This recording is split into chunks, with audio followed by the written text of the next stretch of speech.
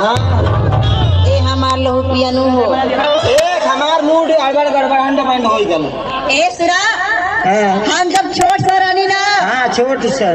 अरे इतना बड़ा इतना बड़का नहीं नहीं नहीं तनी से औरी बड़का रा बक तनी से औरी बक तनी से छोट। अब जगह वाली बात भइल है।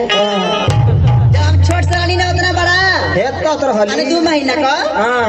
जब हम 2 महीना के रहली तो हमार माई जानता का करे सुना बताओ तानी का करे बताओ। हमार माई न 1 कटोरी सरसों मंगा के ओके सिली लोड़ा पिसवा के ओके बुकवा बना के हमरे भोर दिया लगा दे रे। डोंट टच माई देहिया। माई तो अंग्रेजियो बोलत छिए।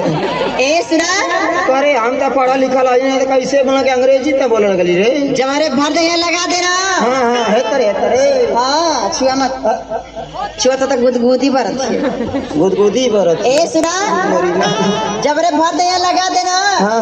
तो हमार माई ठेका मौरी करे आवरी का करे तोर माई। जब बुकवा सूख जा तो 1 ढक्कन करुआ तेल लेके आवे। 1 ढक्कन करुआ तेल 1 ढक्कन 1 ढक्कन हाँ की पारी पारा देही पे मलत जाए रगड़त जाए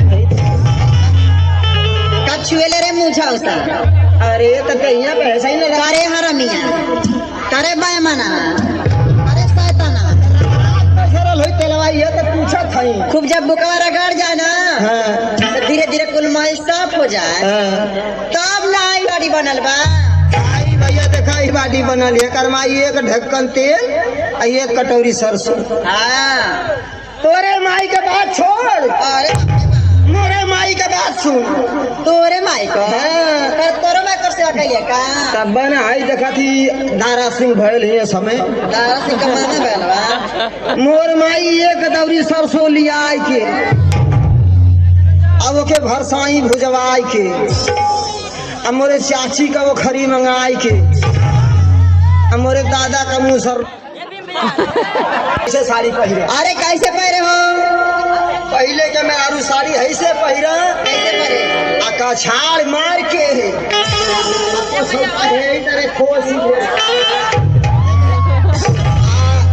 जानत हई माई हमारे कैसे मिस है। यही तरह देख यही तरह गोड़ पसार ले आ गोड़वा पसार ले आ यही तरह लइकवा है सुता ले लइका हमके सुता ले एकरे बाद खूब हुमच के मिसा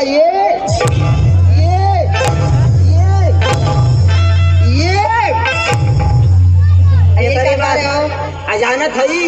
हाँ तोर माई तो 1 ढक्कन तेल मंगावे ना। हाँ हमार माई 1 ढक्कन तेल मंगाए आ मोर माई 1 टीना उधार तेल मंगाए के 1 टीना उधार तेल। अरे बाप रे बाप तोरे तोर माई 1 टीना तेल से क्या करे रे पूरा घर भर का मालिश करे का रे। सुन बतावत हई का आ जानत हई आ जब मीस के बुकौवा छोड़ा दे की ना तो हे तेरे फुनिया पकड़ के कैसे लगा अंगुलिया बोर के तेलवा में। अच्छा यही तरह करा ये